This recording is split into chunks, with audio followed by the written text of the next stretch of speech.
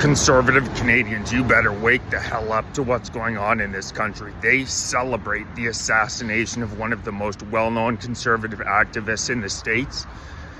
Nahanni Fontaine, Minister of Families in Manitoba, one of the most senior public officials there are, shares a post saying immediately afterwards he was a transphobic, racist, xenophobic mouthpiece. You know, all the buzzwords these scumbags use. I extend absolutely zero sympathy to a man who was just shot in the neck in front of his family, and one of Manitoba's most senior officials celebrates it, and she keeps her job. Wab Kinew, the man who's been accused credibly of physical assault by a woman, the coward, DUI on multiple occasions, scumbag, getting in his car driving drunk, punched a cab driver in the face. Wab Kinew, the Premier of Manitoba, says let her stay in her role. A woman who just celebrated an assassination. Wake the hell up, Canadians. These people hate you. They hate you. A professor, Ruth Marshall at the University of Toronto, said that death is too good for fascists. Death is too good for fascists. She hasn't been fired. She has not been fired. Rachel Gilmore, prominent liberal propagandist, there's too many of them to count, celebrates the death immediately afterwards. No repercussions whatsoever. David Cochrane with the CBC immediately starts running through these so-called divisive comments that have been made by Charlie Kirk throughout the course of his career. Immediately after the man has been shot in the neck, the CBC go through his divisive comments. These people are evil. These people will celebrate if you are killed. That's what today's liberals are. They want you gone. There's no other way to describe a woman who immediately celebrates an assassination on a man whose entire thesis was, I don't want to get violent. If democracy crumbles under violence, we need to be able to sit across from one another and have a discussion. That was Charlie Kirk's entire ethos.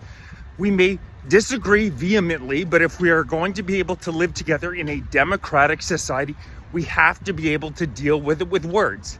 That's the difference. It's so funny, these lefties continually talking about fascism.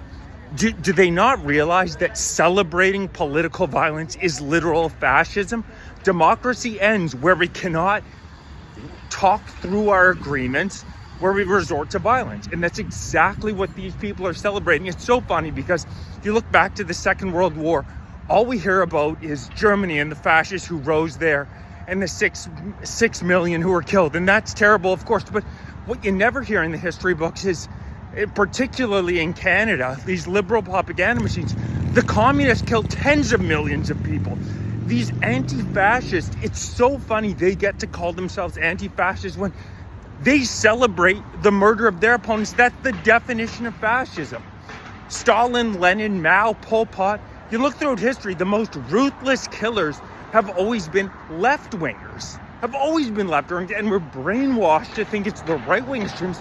No, it's the left-wing extremes, and that's being exemplified perfectly by what's going on in Canada right now.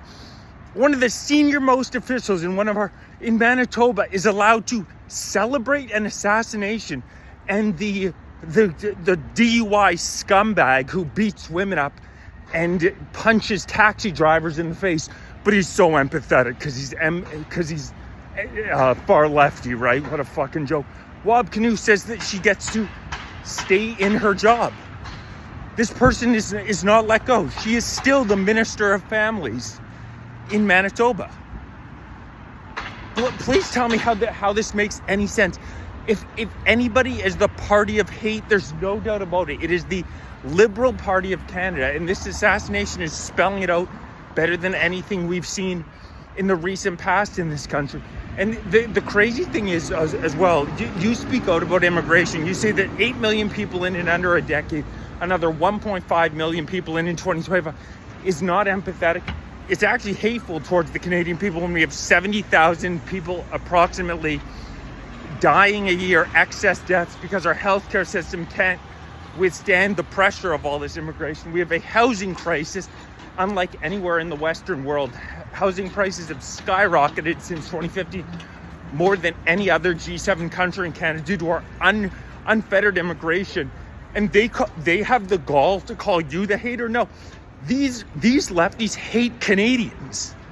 They hate Canadians. They know in excess of 70,000 Canadians are dying a year because the healthcare system is overrun. They know this country is becoming more and more unaffordable for middle and lower class Canadians. Yet they insist on continue to allow millions of people to pour into the country. If anybody is the hateful person, it is a government that intentionally stabs in the back their citizens. And that's exactly what the Liberals have done consistently. Scumbags like Wab Kinew, Nahana Fontaine hate Canadians. They hate people who have ancestors who fought Vimy Ridge, fought World War II for this country. Don't let them gaslight you into saying that you're the hater. She's saying you're white nationalist mouthpiece. Give me a break. These people will gaslight unlike anything I've ever seen before.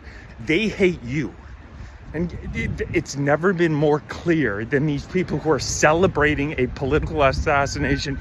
Never let them take up the mantle of anti-fascist again. These guys would absolutely cheer at your death if you don't agree politically with them. It's sick. It's disgusting. Liberalism in Canada has become a mental disorder. And there are millions of these people walking around everywhere. Canadian Conservatives, wake up to what the hell's going on around you. We need to wake up, and we need to wake up quick. Please like, share, subscribe, join, become a member.